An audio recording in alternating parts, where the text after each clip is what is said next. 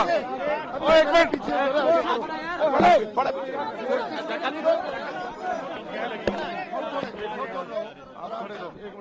थोड़ा पीछे हो जाओ जरा, 1 मिनट जरा पीछे, 1 मिनट पीछे, 1 मिनट रुको यार, थोड़ा पीछे हो जाओ।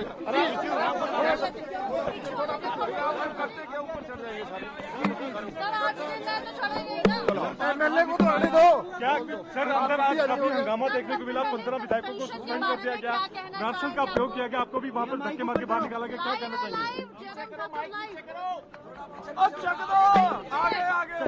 आगे बंदे क्या कहेंगे सर? सबसे पहले तो सस्पेंशन के ऊपर क्या कहना चाहेंगे?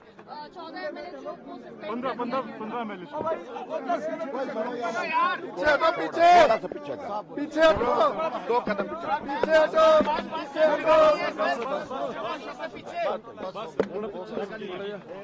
धक्के देने वाली सरकार नहीं चलेगी, नहीं चलेगी, नहीं चलेगी। धक्के देने वाली सरकार नहीं चलेगी, नहीं तो मत बोलो, नहीं तनाशाही नहीं चलेगी, नहीं चलेगी। अभी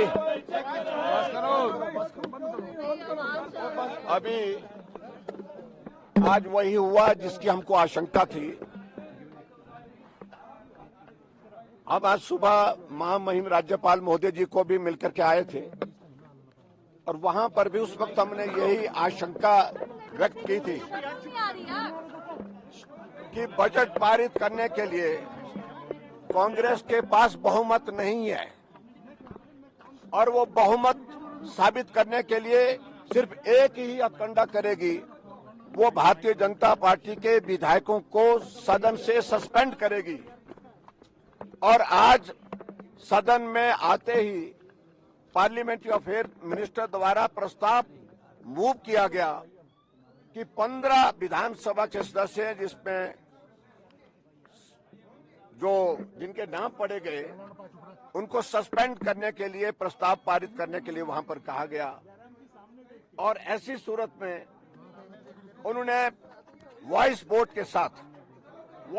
के साथ उस प्रस्ताव को पारित किया और हमें मार्शल के माध्यम से बाहर जाने के लिए विवश किया।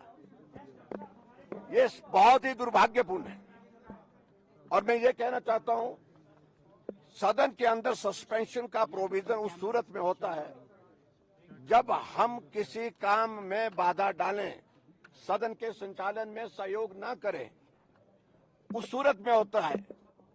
सदन में हम सुचारू रूप से कार्यवाही का संचालन करने के लिए तैयार थे और आज कट मोशन पर बहुत महत्वपूर्ण चर्चा होनी थी।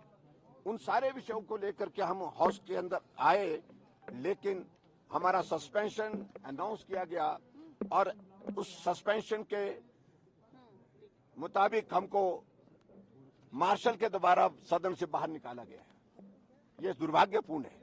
ये हिमाचल के इतिहास में नहीं, पूरे देश के इतिहास में शायद पहली बार हो रहा होगा किसी विधानसभा के अंदर, जब बजट को पारित करने के लिए विपक्ष के सदस्यों को बिना किसी कारण के, बिना किसी वजह के सस्पेंड किया जा रहा है।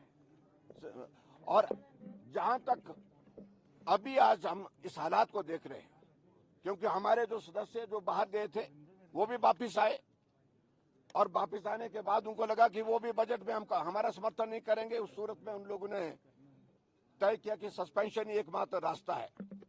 मैं यही कहना चाहता हूं, सस्पेंशन उस सूरत में होता है जो विधानसभा का हमारा मंडप है, विधान मंडप जो होता है, वेल ऑफ द हाउस है, उसमें अगर हमने कुछ व्यवधान डाला होता कल, तब समझ में आता है।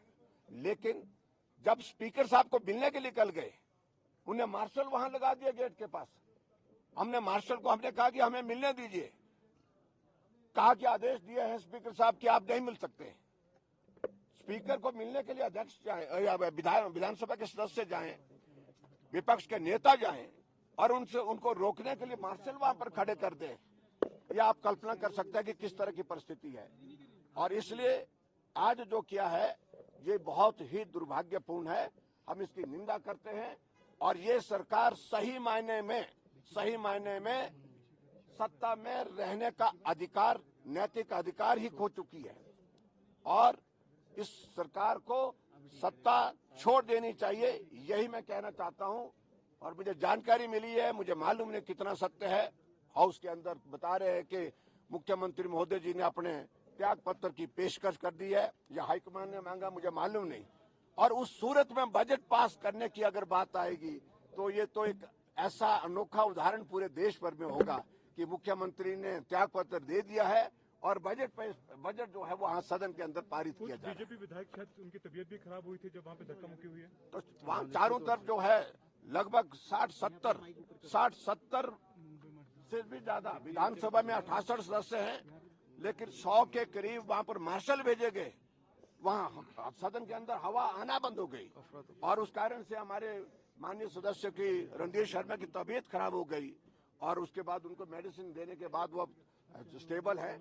लेकिन मेरा कहने का अभिप्राय है कि ऐसी दादागिरी, इस प्रकार से लोकतंत्र की हत्या करने का किसी ने आज से पहले प्रयास नहीं किया जो वर्तमान सरकार ने किया। साहब, जो 9 विधायक हैं, जो 6 और 3 निर्दलीय, क्या वो आपके साथ हैं, बीजेपी के साथ हैं या अभी भी वो कांग्रेस के साथ हैं? देखिए, आप इस बात को लेकर के मैं वो भी यही कहूंगा कि उन्होंने राज्यसभा में भारतीय जनता पार्टी के कैंडिडेट को समर्थन दिया है, वो हमारे साथ है और भी बहुत सारे लोग हो सकते हैं।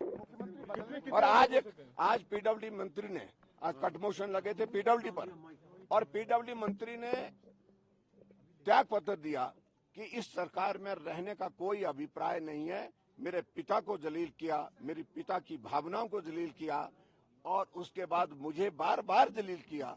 जब मंत्री ही इस प्रकार का आरोप सरकार पर लगाए तो आप इस बात को समझ सकते हैं कि क्या हालात है। जयराम जी, सीएम बदलने की बात चल रही है कांग्रेस के अंदर, किसी और को मुख्यमंत्री बनाया जाए तो बगावत जो है रुक सकती है। मैं इस बात को कुछ नहीं रुकेगा, ये सरकार जानी है, आज नहीं तो कल जानी। कितने दिन लगेंगे? तो भाजपा की सरकार बनेगी जयराम जी फिर? तो आगे देखेंगे, लेकिन ये सरकार नहीं होगी। चलिए, नमस्कार। जयराम जी, अगर आज इसकी बात करें, सस्पेंशन हुआ है और काफी कुछ आज सदन में हंगामा भी हुआ है, उसके ऊपर आपकी पहली टिप्पणी प्लीज। ये गैर कानूनी तरीके से, hello, we are doing the bite for PTI, please Jairam ji. मैं सीधी सी बात कह रहा हूँ, जिस प्रकार से 15 सदस्यों का सदन से निष्कासन किया गया, ये लोकतांत्रिक व्यवस्था के विपरीत है और सदन की कार्यवाही में अगर हमने बाधा डाली होती तो समझ में आता। और स्पीकर साहब ने जिस प्रकार से झूठ के साथ जो है वो सारी बातों का जिक्र किया, ये बहुत दुर्भाग्यपूर्ण है। और अध्यक्ष महोदय की कार्यवाही पर सारा सदन जो है वो एकदम इस बात को लेकर के हैरान है कि आखिरकार अध्यक्ष तो सबका होता है, वो तटस्थ होना चाहिए, लेकिन वो तटस्थ नहीं है।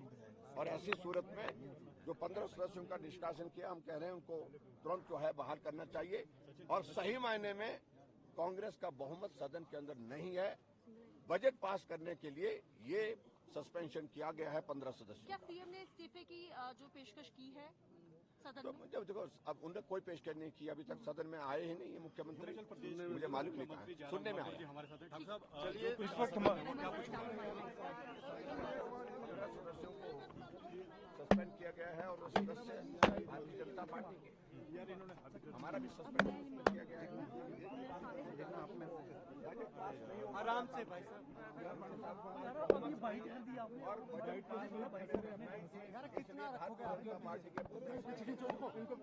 सस्पेंड किया जाए ताकि बजट पारित।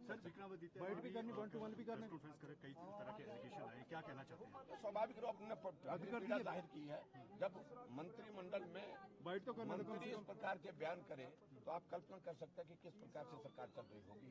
जहां उन्होंने कहा कि पिताजी को की भावनाओं को जलील किया, पिताजी को जलील करने के साथ साथ माता जी को जलील किया, बतौर मंत्री होने के नाते मुझे एक बार नहीं अनेक बार जलील किया। और ऐसे में उनने सिर्फ एक ही बात कही कि मैं त्याग पत्र देता हूं। तो जब मंत्री ही त्याग पत्र देते हैं तो सरकार मुख्यमंत्री के इस्तीफे की बात की जा रही है, कहा जा रहा है कि चेंज किया जा रहा है, नया मुख्यमंत्री लाएंगे। आपको लगता है कि ऐसे में सरकार बचाने की कोशिश कर रही है? देखिए, सीधी सी बात है, कांग्रेस सरकार बचाने की कोशिश कर रहे हैं, अन्यथा नैतिक अधिकार कांग्रेस के पास और सत्ता में रहने का रहा ही नहीं। इस वक्त हमारे साथ गई, मेरी टीम गई।